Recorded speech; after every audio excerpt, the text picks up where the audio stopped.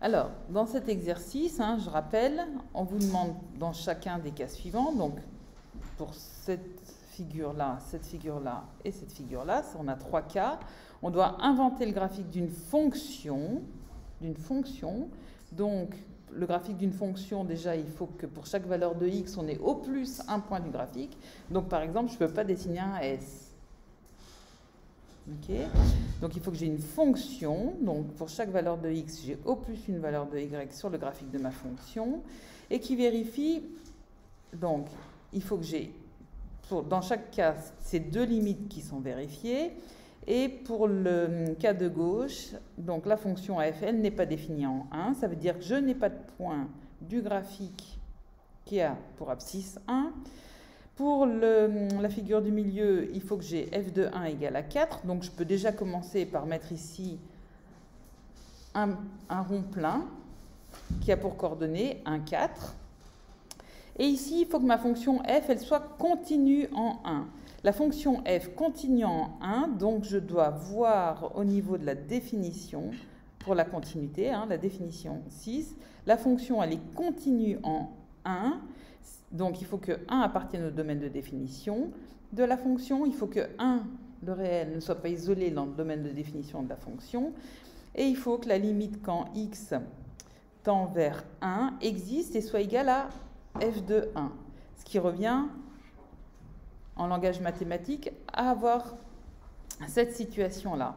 Et donc, en fait, si on regarde, voilà moi ce que j'ai tracé comme solution. Donc ici, ma fonction f n'est pas définie en 1, donc j'ai mis là, j'ai un point creux de coordonnées 1, 2. Et pourquoi je sais qu'ici j'ai un point creux? Parce que ma fonction, elle n'est pas définie en 1, et il faut que la limite quand x tend vers 1 par valeur inférieure, la limite de f de x soit égale à 2 par valeur supérieure. Donc ça veut dire que j'arrive à 2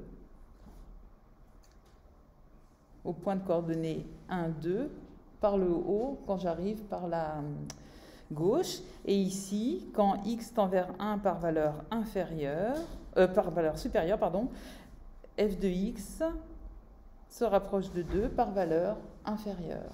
Donc c'est une proposition. Il y en a certains qui m'ont tracé une droite avec un point creux ici. C'est très très bien. C'est la solution la plus simple.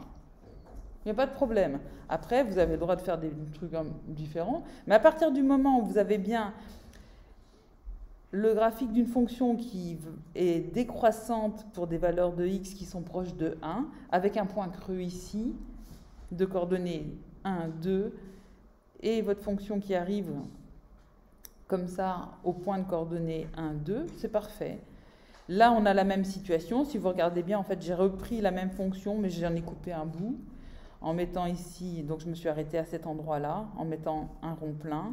Et puis, je me suis arrêtée à cet endroit-là en mettant un point creux. Et ici, il faut que j'ai la condition f de 1 égale à 4. Donc, c'est pour ça que j'ai mon point de coordonnées 1, 4, qui est un rond plein. Ça va ? Et puis, en fait, quand on a une fonction, donc la fonction aussi, elle est continue en 1, et qu'on vérifie ces conditions-là, ben c'est pareil, j'ai repris ce graphique-là, sauf que ce point-là, je suis venue le coller au niveau du point creux. Et en fait, on va voir qu'une fonction, elle continue en un réel si, pour des valeurs de x qui sont proches de ce réel, on trace le graphique de la fonction sans lever le crayon. Si vous regardez bien ici, pour tracer le graphique de cette fonction, je fais mon point creux, mais je dois lever le crayon pour faire ce rond plein. Et quand on dit on trace le graphique de la fonction sans lever le crayon, c'est en allant de la gauche vers la droite. Donc là, hop, j'ai mon crayon, je fais mon rond plein, je trace, je fais mon point creux, je lève le crayon pour faire ce rond plein, je relève le crayon pour continuer ici. Ça va? C'est ça l'histoire de continuité. Elle est continue, donc on trace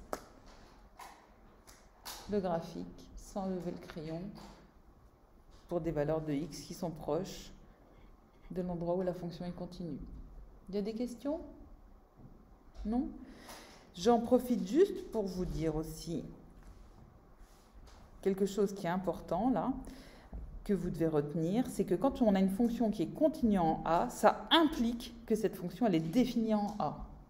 Si une fonction elle est continue en A, alors forcément, la fonction elle est définie en A, puisque c'est dans la définition de la continuité d'une fonction non réelle A. Donc ça, c'est important. Mais par contre, la réciproque, elle est fausse. Ce n'est pas parce que la fonction elle est définie en A qu'elle va être continue en A. Le contre-exemple, il est ici. La fonction f, elle est définie en 1, mais elle n'est pas continue en 1 puisqu'on lève le crayon pour tracer son graphique pour des valeurs de x qui sont proches de 1.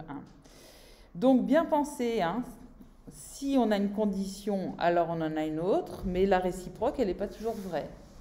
Ça va? Des questions? Ok, ben j'arrête là.